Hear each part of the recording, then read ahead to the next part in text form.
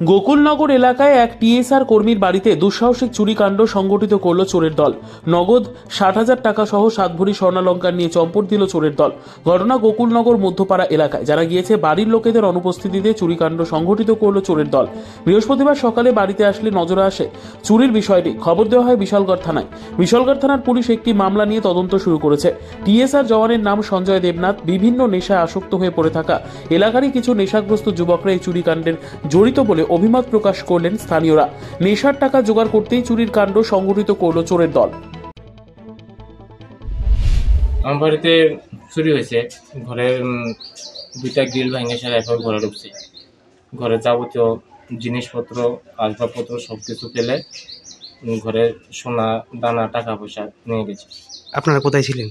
আমি গতকালকে রাত্রে 8টার সময় ডিউটিতে গেছি। আমার মিসেস বাড়িতে ছিল না, আমি ঘরে তালা দিয়ে ডিউটিতে গেছি। মানে চুরি ঘটনা আপনার নজর আসছে কবে? আজকে সকালে? আজকে সকাল 9টার সময় যখন আমি বাড়িতে আসি, তখন আমার প্রথম যে মেন গেটের তালা খুলতেই ঘরের ভিতরে ঢুকতে দেখি আমার ঘরের তালা খোলা, ঘরের দরজা খোলা। কি কি নিয়ে নিয়েছে চুরে? আমার স্বর্ণের জিনিস, টাকা ইত্যাদি নিয়ে। কত টাকা হবে আনুমানিক? আনুমানিক আমার 60,000 টাকা ক্যাশ ছিল। 60,000 টাকা গুনাই ছিল, আনুমানিক কি এটা গুনাই ছিল। আর কি কিনেছে? স্বর্ণের জিনিস নিয়েছে, চেন নিয়েছে, বালা নিয়েছে, মিসেসের বাচ্চারা কানের জিনিস নিয়েছে, ম্যাডাম মিসেসের কানের জিনিস নিয়েছে, হাতে আংটি ইত্যাদি।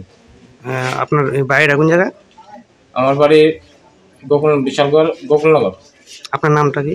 আমার নাম সঞ্জয় দেবনাথ। নিজস্ব প্রতিনিধির রিপোর্ট, দুরন্ত টিভি।